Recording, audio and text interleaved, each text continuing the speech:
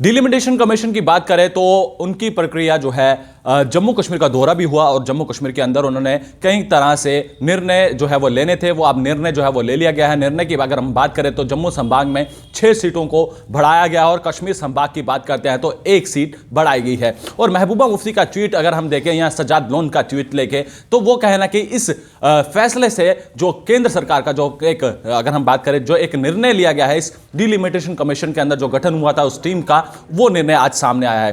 तो इस समय हमारे साथ बातचीत करने के लिए कांग्रेस के chief spokesperson Ravindra Sharma ji हैं, इन्हीं से बातचीत करेंगे। सर, इस फैसले को आप किस तरह से देखते हैं? जम्मू संभाग की 6 सीटें और कश्मीर संभाग की 1 सीटें, कुल मिला के 90 पहली बात यह है कि अभी ऑफिशियली पब्लिक डोमेन में ड्राफ्ट आया नहीं जी। और हम तो मांग करते रहे कि फौरी तौर पे डोमेन में ड्राफ्ट आना चाहिए, लोगों को पता लगे कि मेरा एरिया कहाँ से काट के कहाँ लगा दिया गया, कॉन्स्टिट्यूंसीज का क्या बनाया, किसके लिए कितनी रिजर्वेशन है। आपने कहा था रिफ्यूजीज़ को 24 सीटें जो रिजर्व हैं पीओके के लिए, उसमें से 8 सीटें देंगे, क्या दी कि नहीं दी हम देखेंगे।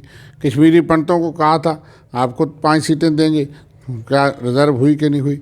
गुजर्स के लिए तो कहा था वो रिजर्वेशन एसटी स्टेटस उनको कांग्रेस की सरकार के समर्थन से दिया गया था, वो ठीक बात है, लेकिन शेड्यूल कास्ट के लिए तो पिछले 40 साल से 50 साल से रिजर्वेशन है। वो 7 एमएलए थे लेकिन उनकी मेरे ख्याल से 8 बनती थी, कितनी दी हैं। और पहाड़ीज़ को भी कहा था अमित शाह जी ने, क्या उनको रिजर्वेशन मिली कि नहीं मिली।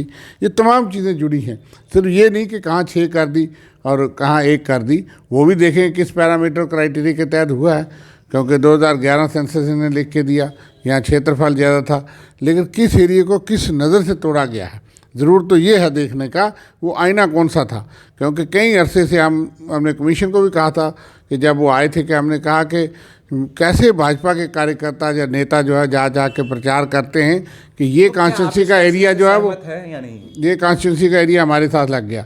इसलिए माइक्रो लेवल पर क्या किया गया है, क्या वो किसी पार्टी विशेष को फ़ायदा देने के लिए जब ऐसा हुआ है उसको हम देखेंगे, और जब पब्लिक डोमेन में आता है फिर उस बात पे हम टिप्पणी करेंगे। हम तो कहते हैं लेकिन इनका वादा तो था कि जम्मू की सीटें कश्मीर के बराबर होंगी, लेकिन 4 सीटें निकाल के लद्दाख की तो कुल 7 सीटें बढ़ाने की बात थी।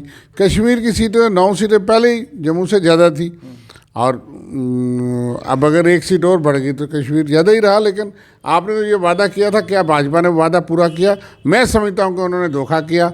क्या वो जम्मू के साथ भी, क्या वो रिफ्यूजीज़ के साथ भी पीओके, कश्मीरी पंडितों के साथ भी, पहाड़ी के साथ भी, और ये चीज़ें हम देखेंगे, उसके बाद टिप्पणी करना मुनासिब रहेगा कि क्या हुआ है क्या नहीं हुआ है, क्या खेल किया है। क्योंकि अभी हम उसमें ना एसोसिएट मेंबर हैं और ना ही उसका हिस्सा है, इसलिए आम वोटर को खुश होना चाहिए। जवाब दें क्या? नहीं, अभी नजर ही कुछ नहीं आया, तो इसलिए हम उसमें क्या टिप्पणी देंगे। मैंने कहा कि आम वोटर, आम आदमी, आम शहरी देखेगा कि उसका फ़ायदा क्या होगा और किस एरिया को फ़ायदा होगा और किस पार्टी के लिए फ़ायदा होगा। अगर वो ट्रांसपेरेंसी से, फेयरनेस से बनाया गया होगा तो हम ज़रूर खुश हैं, लेकिन खुश तब होते कि जब जम्मू की सीटें वो अपना वादा पूरा करते। खुश तब होते जब वो रिफ्यूजीज़ जिनको 70 साल से कहते आए उनको 8 सीटें देते पीओके के लोगों को, और खुश तब होते जब कश्मीरी पंडितों को रिजर्वेशन करते।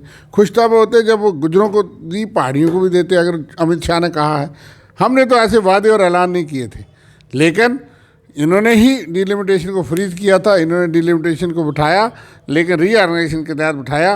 कंप्लीट डिलिमिटेशन नहीं हुआ, और डिलिमिटेशन कमीशन का काम था कि वो ट्रांसपेरेंट एक्सरसाइज डिटेल में करता।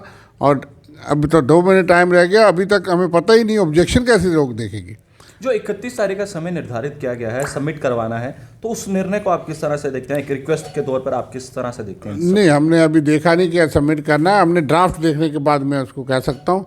अभी मैंने उसके ऊपर टिप्पणी जो है हम पार्टी में चर्चा करेंगे, सामने तो कुछ आए। मीडिया में कई तरह की रिपोर्ट्स पहले भी आई हैं और अभी कोई मीडिया में फ्लोट हो सकता है, हकीकत में क्या चीज़ सामने आती है उस पर टिप्पणी करें। चलिए, बहुत बहुत शुक्रिया। तो आपने देखा कि हमारे साथ बातचीत करने के लिए मौजूद है कांग्रेस के chief spokesperson Ravindra Sharma, जिन्होंने ये साफ तौर पर कह दिया गया है कि हालांकि अभी टिप्पणी करना जो है सहमत नहीं है। कहीं ना कहीं जो दावे, जो वादे जो किए गए थे वो सिर्फ खोखले हैं। चाहे वो कश्मीरी पंडित की बात करें या ट्राइबल्स की बात करें, जो ST SC की बात करें, तो वो दावे जिस तरह से करती थी भारतीय जनता पार्टी करती थी, वो कहीं ना कहीं ये दावे जो है वो सिर्फ खोखले सामने नजर आए हैं। हालांकि ड्राफ्ट का इंतजार किया जा रहा है कि ड्राफ्ट में क्या कुछ निकलकर सामने नजर आएगा और किस तरह से ये सीट जो है डिवाइड की गई हैं, वो देखने वाला समा होगा।